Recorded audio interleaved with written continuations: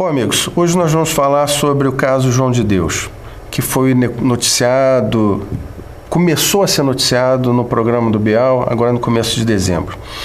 Nós tivemos a preocupação, o zelo de convidarmos pessoas da União Espírita Mineira, palestrantes, ícones do espiritismo, para participar aqui do nosso programa. Mas todos eles declinaram, porque estão achando todos esses noticiários, todas essas acusações de assédio, tudo isso ainda muito recente. Para eles é muito temeroso sair julgando uma pessoa, uma figura pública como João de Deus em poucos dias. Bom, João de Deus, todos sabem, ele opera através dos espíritos cirurgias espirituais, sem nenhuma formação em medicina, qualquer estudo dentro da área. E agora, no programa do Bial, que foi veiculado pela Rede Globo, algumas mulheres, após esse programa, resolveram vir a público para também denunciar casos de assédio cometidos pelo João de Deus. O problema todo é que algumas pessoas associam o João de Deus com o espiritismo. A própria Federação Espírita Brasileira, ela condena determinadas práticas, no caso, comuns às que o João de Deus adotava, de fazer tratamento em salas isoladas, ou seja, simplesmente ele e a pessoa que buscou o tratamento. Por quê? O João de Deus é um homem como outro qualquer. O Espiritismo não distingue nós, seres humanos. Nós todos somos falíveis. O João de Deus, ele é homem, ele tem os seus impulsos e nós não podemos julgá-lo como um emissário de Deus, como um representante direto de Deus. Ele não é um representante direto de Deus. A própria Federação Espírita Brasileira classifica-o como médium não espírita. A mediunidade, ela não está associada à questão moral do indivíduo. Todos nós temos um pouco de mediunidade. Alguns mais desenvolvidos, outros menos desenvolvidos. O João de Deus, ao que tudo indica, aos tantos anos que ele trabalha no serviço das curas espirituais, das cirurgias espirituais, consequentemente, ele não tendo nenhuma formação, ele é um meio, essa é a definição de mediunidade, ele é um meio escolhido pelos espíritos para operarem essas cirurgias. Mas, volto a falar, não quer dizer que ele é uma pessoa perfeita. Segundo muitos espíritos, sobre muitos livros do espiritismo, principalmente os de Kardec, o médium, ou seja, o ser humano que veio com a faculdade desenvolvida de mediunidade, ele tem que se utilizar disso para o seu desenvolvimento espiritual, principalmente.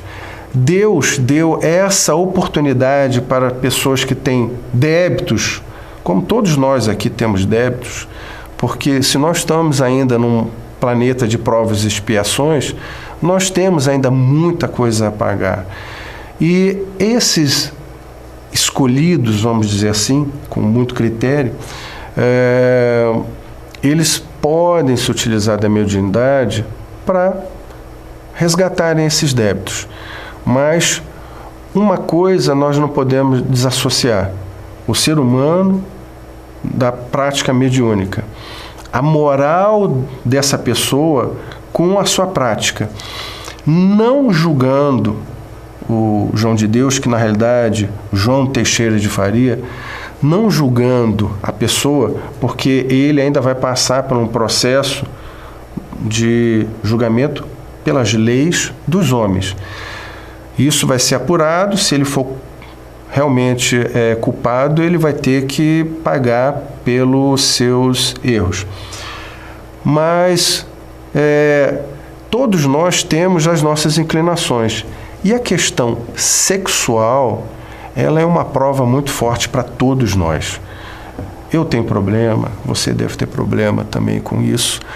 E, ao que tudo indica, João de Deus, pelas acusações, não batendo o martelo, isso ainda vai ser apurado, ele pode ter também essa característica, esse desvio, que com certeza vai afetar os seus tratamentos.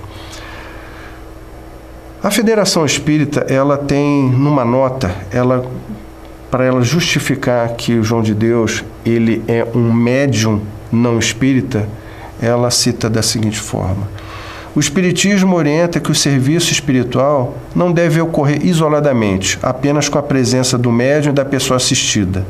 Não recomenda, portanto, a atividade de médiuns que atuam em trabalho individual por conta própria.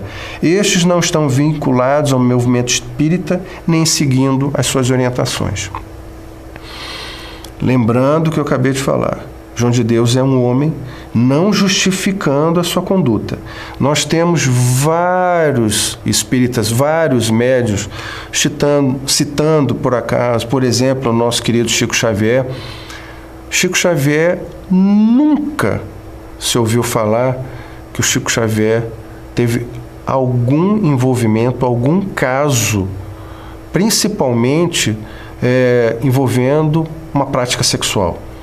Ele se apresentava como uma pessoa sexuada, porque ele tinha outras preocupações, outras incumbências. A sua missão era diferente das outras pessoas. Mas não quer dizer que todos precisam necessariamente serem iguais ao Chico Xavier. Mas uma coisa ficou bem clara nesse episódio agora de começo de dezembro. Nós, os humanos, seres humanos, nós temos que tomar muito cuidado quando nós vamos em busca de um auxílio para as nossas mazelas. Até porque nós temos que perceber que o sofrimento ele não vem à toa. As pessoas, talvez elas precisem passar por determinadas provações. A dor, ela chega talvez num momento aonde você precise rever os seus valores. Existe uma passagem no Evangelho, segundo o Espiritismo, no capítulo 9, fala que a dor é dada como benefício aos escolhidos do Pai, para que nós possamos repensar as nossas atitudes. Talvez esse tempo nos seja dado para que consigamos, ainda nessa existência, rever determinadas práticas. Chico Xavier, uma vez, pelo médium também tido como médium não espírita, isso não é pejorativo, isso é simplesmente para dizer que as práticas, a conduta não está diretamente de acordo com o que apregou a Federação Espírita Brasileira. Mas o Zé Arigó, uma vez, isso em 1965, ele chegou para o Chico Xavier, que o Chico Xavier todos sabem que ele praticamente não enxergava, em um de seus olhos, praticamente ele não conseguia enxergar, ele tinha vários problemas, eles chegavam até a sangrar. E um dia Zé Arigó chegou para o Chico e falou assim: eu tenho como te curar.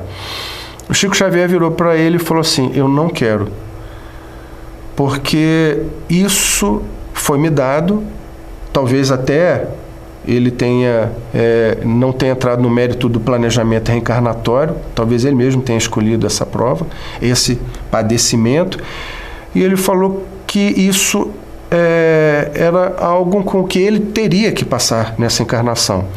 Se o Zé Rigó curasse ele teria que vir com uma outra doença. E ele até brincou: eu já estou tão acostumado com esse meu problema no olho, por que eu vou trocar de problema? Então, quando nós procuramos vamos dizer assim,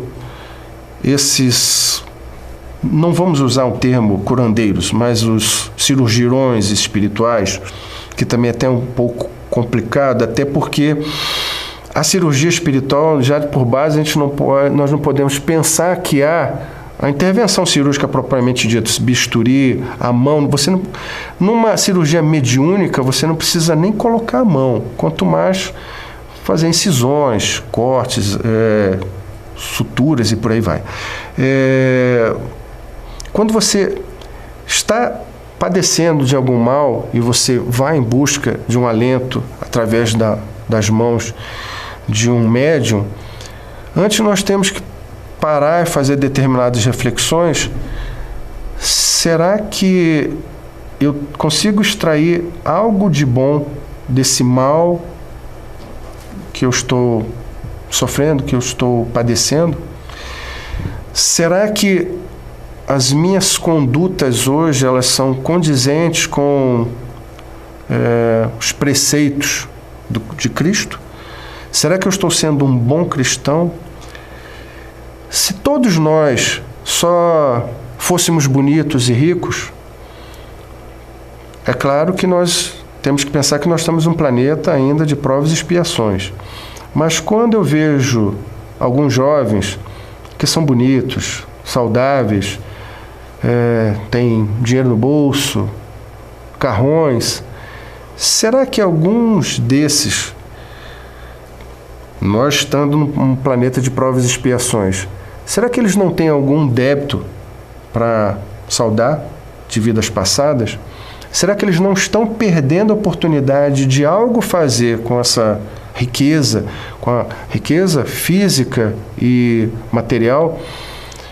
Ao passo que nós podemos perceber que, se a vida apresenta muitas facilidades, eles vão preferir os prazeres mundanos.